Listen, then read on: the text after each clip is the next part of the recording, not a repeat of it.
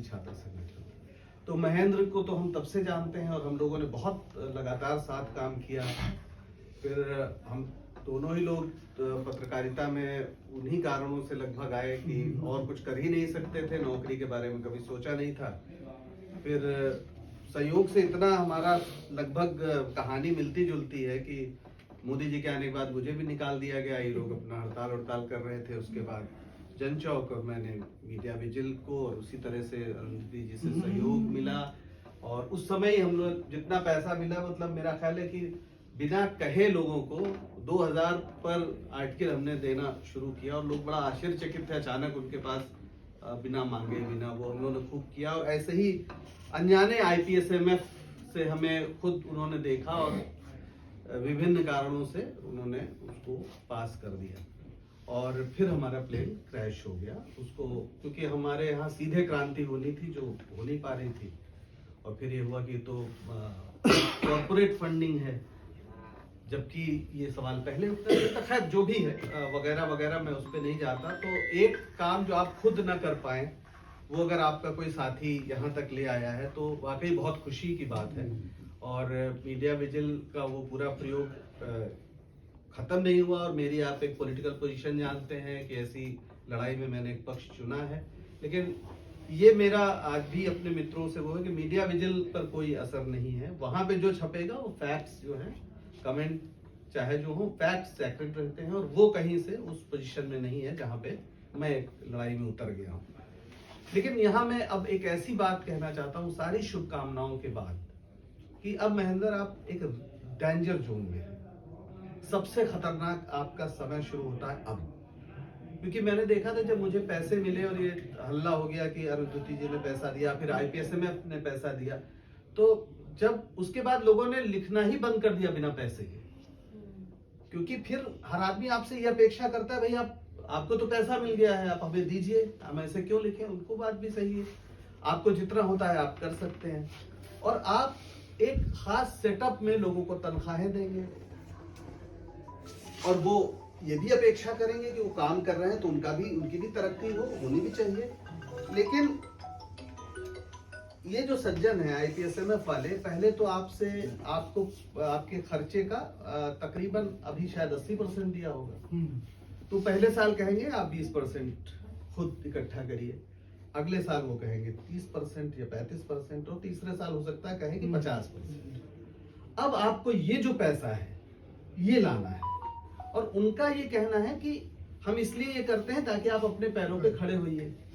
और दिक्कत यह है कि दूसरा कोई मॉडल हमारे पास है नहीं, सिर्फ फंडिंग के। यानी जब मैं तो मतलब मीडिया विजिल के साथ जो दुर्घटना हुई उसने, लेकिन मुझे मतलब बचा लिया, नहीं तो हार्ट अटैक भी हो सकता था। क्योंकि 3 ही महीने में जो स्थिति हो गई थी, मैं कहाँ से पैसा लाऊं, क्या करूं पैसा लाने के लिए। उनको मुझे तो कुछ नहीं आता लिखने के लिए। जितने लोगों को पैसा मिला है, तो जिनको 3 साल तक मिलता है, वो इस कंडीशन को पूरा करते हैं? नहीं, वो तो शर्त है, वो नहीं देंगे ना। जैसे आपने बताया कि हमारा बजट है 1 करोड़, तो आपको पहले साल उन्होंने 80 लाख दिया। अब आपका तो 1 करोड़ का बजट, ऐसे थोड़ी देंगे आपको 1 करोड़ दे दिया और आपको बताना पड़ेगा किराया इतना है, इनकी तनख्वाह इतनी है, सब कुछ। वो तो ठीक है, लेकिन जितने लोगों को अभी तक इन्होंने दिया है, उन्होंने इस कंडीशन को फुलफिल किया है। अब ये तो मेरे पास कैसे हो सकता है, लेकिन उनकी शर्त ये है, और चूंकि मैं उसमें गया हूँ तो उसमें वो तो कॉन्ट्रैक्ट होता है। क्या है, अब वो उनके ऊपर है, हो सकता है कि उसमें जैसे 2-3 उदाहरण है कुछ, मतलब जंजवार। अब जंजवार का क्या हुआ देखिए, वो तो मान लीजिए कोरोना आ गया ना, तो उसमें हो सकता है किसी विशेष से कहना नहीं चाहिए, लेकिन वो चीजें जो है लगता है उसी में मैनेज किया गया, बाहर से तो नहीं आया उस रूप में, लेकिन मैनेज कर लिया गया। जैसे वहीं का फंड फिर वहीं दिखा दिया गया दूसरे तरीके से। कहने का मतलब यह है कि वो उनकी शर्त है।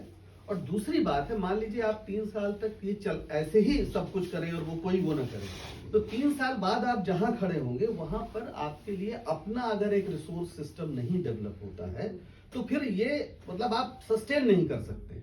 और वो सबसे मुश्किल काम है। जैसे हमारे सामने हमने एक जमाने में सोचा, बहुत आसान लगता है, आप सोचिए कि 1000 लोग हो जो आपको 200 रुपया दे दें और 2 लाख रुपया महीना हो गया, पर नहीं देता है कोई, क्योंकि उसको वसूलने का एक जो प्रोसेस है वो कोई सिस्टम नहीं है। और लोग अब जो देना चाहते हैं वो भी अपने आप किसी तारीख निश्चित, महीना आया 2 तारीख निकाल के डाल दें, ऐसा होता नहीं है।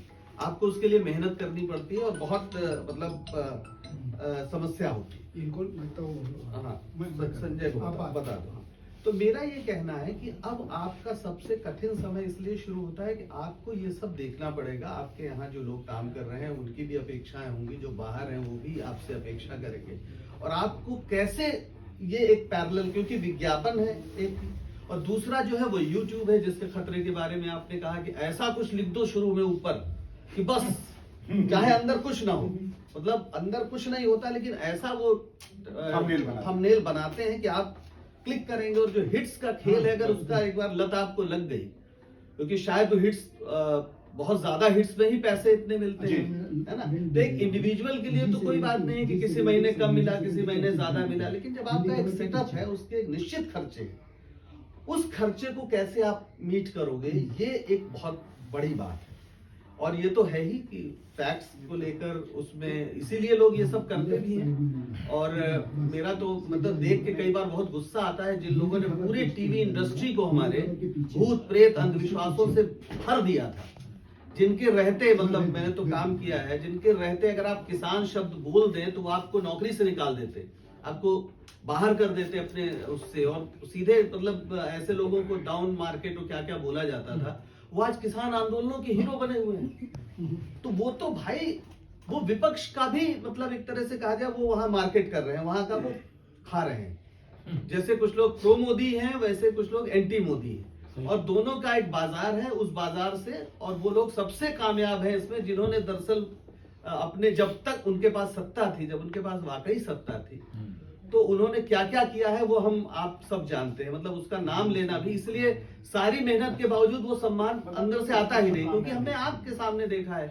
कि जिस आदमी ने कई किसान को बताया कि इस पे खबर कर लीजिए, उसकी बेइज्जत है। और तो मैं खत्म कर रहा हूँ, निश्चित रहे।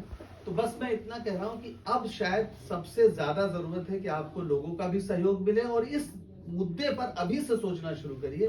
3 साल खत्म होते देर नहीं लगेगी। मैं अपने अनुभव से बस इतना कहना चाहता हूँ, बाकी मेरी बिल्कुल आपने सही कहा कि यही डेंजर वो है, क्योंकि और देखिए लिखने वाला भी क्यों ना पैसा मांगे उससे भी, क्योंकि हिंदी में आप देख रहे हो जो अगर जेन्युइन लिख रहा है तो उस पर कहीं नौकरी नहीं है, और उस पर लिख के इतना भी नहीं कमा पा रहा है कि कुछ खर्चा निकाल सके। खैर, तो सबका भी ये है। और वैसे 3 साल पर मैं एक मजाक में या उसमें कि 3 साल अगर हम ठीक से सब लोग गुजार ले जाएं तो अभी है ना, अभी बड़े नहीं अभी देखिए क्या क्या होता है, कौन से चैनल बचते हैं और क्या होता है। 3 साल तो बहुत है, ये 24 के बाद तो अगर सब देखिए क्या होता है, क्या चीजें होती है, तो अगर निकाल लेंगे तो फिर तो पत्रकारिता आगे तक चल जाएगी।